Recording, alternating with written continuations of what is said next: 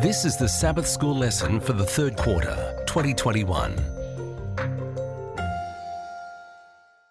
Lesson 11 from the series Rest in Christ is titled Longing for More. It's ready for teaching on September 11, and I'm Percy Harrold. Wednesday, September 8. Harden not your hearts. Read Hebrews chapter 4, verses 4 to 7, and Psalm 95, 8 to 11. What warning is given there, both in Psalms and in Hebrews, and what should it say to us today?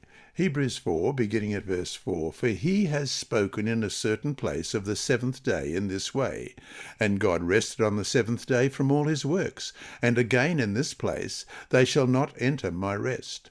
Since therefore it remains that some must enter it, and those to whom it was first preached did not enter because of disobedience, again he designates a certain day, saying to David, Today, after such a long time, as it has been said, Today, if you will hear his voice, do not harden your hearts. And Psalm 95, beginning at verse 8, Do not harden your hearts, as in the rebellion, as in the day of trial in the wilderness, when your fathers tested me. They tried me, though they saw my work. For 40 years I was grieved with that generation, and said, It is a people who go astray in their hearts, and they do not know my ways. So I swore in my wrath, They shall not enter my rest. Hebrews 4, 4-7 quotes both the creation account and Psalm 95, verse 11, in the context of talking about the unfaithfulness of the Israelites and hence their failure to enter into the rest that God wanted them. Indeed, Psalm 95, 8-11 connects Israel's wilderness experience with God's rest and includes the divine oath that faithless Israel would not enter into his rest, originally associated with the Promised Land. Of course, Israel did enter the Promised Land. A new generation crossed the border and, with God's help, took the strongholds of the land and settled there. They did not, however, enter into God's rest, the idea being that many did not experience the reality of salvation in Jesus because their lack of faith was manifest by flagrant disobedience.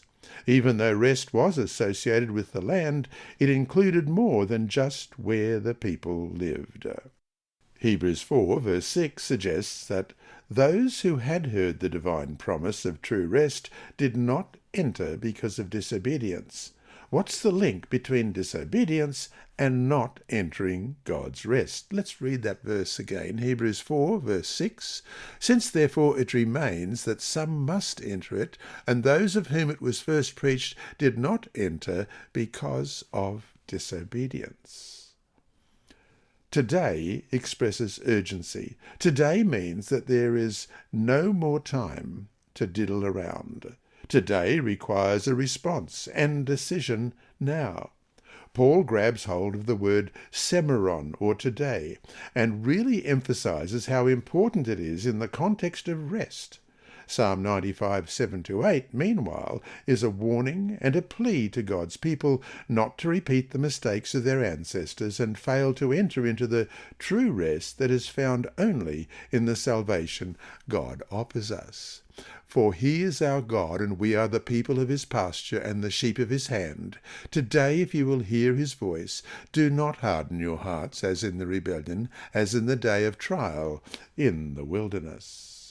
And so to finish today, what should it mean to us now when we hear the words, Today, if you will hear his voice, do not harden your hearts? What is so important about the word today? After all, Psalms uses it thousands of years ago. Nevertheless, why should it still be just as important for our today as it was for those who heard it thousands of years ago? This lesson was read by Dr. Percy Harrold for Christian Services for the Blind. It's supported by the Sabbath School Department and Hope Channel Australia and is rebroadcast by Christian Record Services and through podcasts at It Is Written in the United States, Hope Channel Germany, and through Apple iTunes and SoundCloud. Remember, God is always faithful.